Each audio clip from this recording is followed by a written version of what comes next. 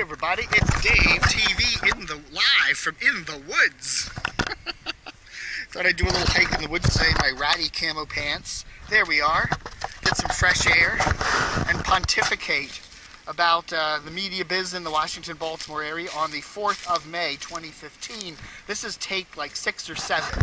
Okay, I've done 6 or 7 takes. And this is about as far. I keep going, nah, let's start over again. So we're going to see if this take is the one I use. So anyhow, what's the big news in the Washington media market, Baltimore media market? I guess we could say the post-riot kind of thing. You know, the unfortunate incidents of a young black man suffering injuries allegedly from his handling by the police, and then the riots that went over because of that, and then the the mayor's actions in Baltimore, the police actions in Baltimore, the rioting, the looting, the way the media covered it. You know, what are you going to say? I think, you know, the media covered it as best as the media can cover things these days. The media business is out there to hype stuff, is out there to get ratings. That's part of it, you know, and, you know, that's what they did.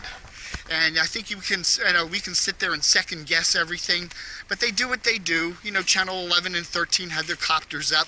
They were feeding information back to some of the cable news networks, which basically were just kind of going with it 24/7 there for a couple of days. A lot of hype. But then again, you know, you notice these festering problems in our inner cities in America today. Poverty, injustice, that kind of thing. They're there. They're always there. They're in every major city, not just Baltimore.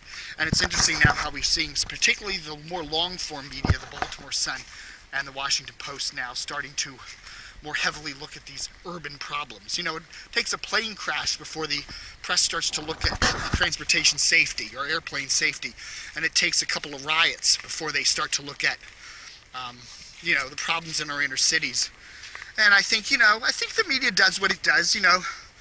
Good and bad, you all mix it up there together. I think what you do get, I think, is a lot of the cost-cutting thing, where you see at a lot of cable networks where they'll just get a picture of a building burning, a couple of minutes of footage of the CVS burning there in Baltimore, and then they just rerun it over and over and over again, and then just have a parade of talking quote-unquote experts to pontificate about it. You listen to the right-wing talkers, and they kind of do the same thing. It's all second-guessing. They second-guess the police, they second-guess the rioters or the protesters, they second-guess the media, you know, and I guess we could do that here too, but what's the point? You know, I think, you know, you can, if you watched a lot of the coverage, you can say some of it was good and some of it wasn't. And that's that. What I thought was kind of interesting, though, was kind of how the Washington media market spent an awful lot of time on the riots, even though technically you can't watch a lot of the Washington stations in the Baltimore market. There's, you know, in the olden days, back when we had analog television, you could put up an antenna in Baltimore and you could watch 4, 5, 7, and 9. For the most part, you can't anymore. So those stations are pretty much covering the Washington media market, but they're also, you know, spending a lot of time leading with Baltimore news. The Washington Post, in particular, I don't know what kind of penetration they get in the Baltimore market. But, you know, I almost feel like calling themselves the Baltimore Post these days, because most of the stories on the front page, at least the lead ones, for the last 2 weeks or so have been about Baltimore. But I guess that's good. You know, they're looking at a problem that affects not only Baltimore, but also D.C. and other big cities. In fact, it probably affects all the big cities. So I guess, you know, generally speaking, more or less, you could, you know, give them an okay passing grade on their coverage. You know, a couple of weird things came out of all this. The Jayne Miller thing, she's the investigative reporter for Channel 11 up there in Baltimore, and we find out that she's been living with a woman who is connected to the city prosecutorial, I don't know exactly what, but she's connected to a lot of what she covers. And I don't know if that's a terribly ethical thing. You know, should she be covering something that she has a personal investment in, or somebody that's close to her has a personal investment in, whether a spouse or a lover or a significant other or whatever? I don't know. That's some good ethical questions for Baltimore to ponder, but I don't know, is that going to endanger her job? I doubt it. She's commonly known as probably one of the best reporters in the Baltimore media market, so I don't think, you know, well, her job is endangered in any way, but I do think Channel 11 from now on is going to be probably saying, hey, you know, should she be covering an issue that she has personal connections with? I don't know. Good question. Good question! Anyway. So anyway, that's our big post-riot coverage. Looking at the radio dial, any interesting things? This is the, did I say this is the 4th of May, 2015? Anyway, beautiful day today, by the way. Look at this. Isn't this gorgeous? Just hiking through the woods here in northern VA. In my ratty camo pants. There we go. The Gamut. I love the Gamut. It's that new station that Dave Colasar runs. It's not new. The station's been around a couple years, but they got a new frequency here in Northern Virginia, 104.5. They were on 104.3 out of Leesburg. I don't know what it is, a couple hundred watts. Now they're out of Sterling, so I can get them really good here in the Reston area, which is cool. It's just a crazy mix. And they play everything. And I see a dog coming after me. I shall turn around. This is one of the joys of walking in the woods with dogs. People just let run. Oh, okay, we got somebody there.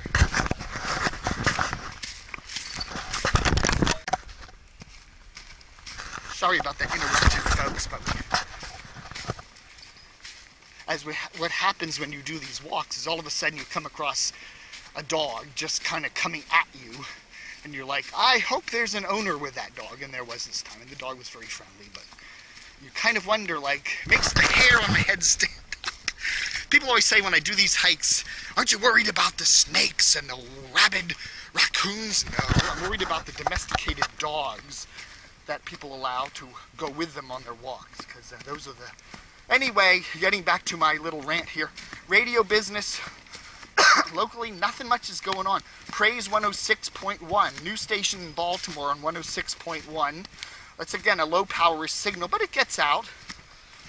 Radio 1, of course, here in Washington runs Praise 104.1, a full power signal that's out of the Waldorf La Plata area down in south of D.C., which gets good coverage into Prince George's County. It's kind of a commercial gospel format aimed at a primarily African-American audience. They get very good ratings with that in Washington. It's often a top 10 performer. And so they want to do that in Baltimore, too, an FM basically clone of that. I don't know if it's an exact clone, whether there's doubling up on the signal or whether they actually have local content. Can't hear it down here in Northern Virginia, but that launched on the 1st of May. Now what was on that signal was country music, New Country 106.1 that CBS was running. That apparently has moved over to 97.5, which used to be where the old HFS used to be. And the old HFS, I think, is still around on 104.9. These are all relatively weak signals, and they do sometimes show up in the Baltimore radio ratings. New Country 106.1 was showing up somewhere like 35th place, which, you know, for a little dinky watt little signal isn't too bad. But anyway, so a bunch of little signals coming through there in the Baltimore market, and I think moving to 97.5 would be a good thing if that's what New Country 97.5 is doing, because that's not a bad signal. It covers, you know, really well covers the inside of the Beltway there in the Baltimore market, and then some. So we'll see. Looks like Clear Channel has gotten permission to put a signal on 104.3, or no, excuse me. Is that 104.3? 104.7, excuse me, 104.7 from Bethesda here in the Washington market. No one knows quite what they're going to be doing with it yet. They could be putting some rock format, one of DC 101 sub-channels on there. But then that would put them right up on top of what is that? Damn it, I can't think of the call letters. WAYZ, a country station out of the Martinsburg, Hagerstown area. And that does have a killer signal that gets into Montgomery County, so it will be remains to be seen whether that station will issue some sort of a complaint. That signal could interfere with some of its coverage in maybe central and western Montgomery County. So we shall see. What else is going on? Again, look at this beautiful day, huh? Wow.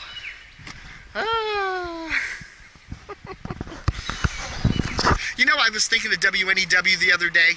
One of the things that WTOP does, they're increasingly soft sounding. They have very, very friendly and jovial and jocular, and they joke about the weather, and it's all that kind of stuff, and they get some great ratings.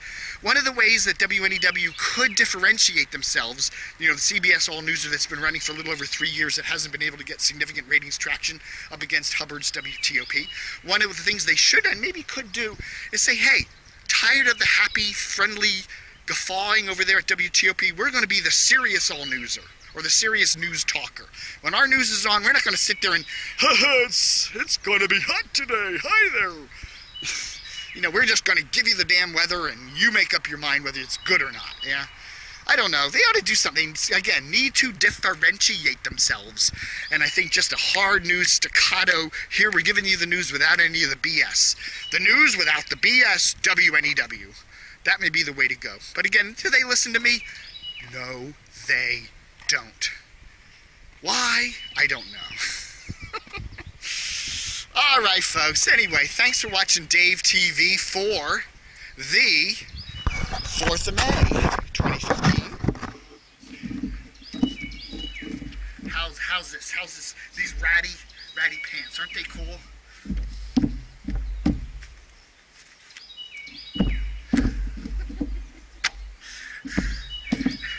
Everyone says, Dave, we need to see more of you, Dave. All right, thanks. All my freaks. All right, freaks. Thanks for watching Dave TV. Don't forget to help support the site, okay?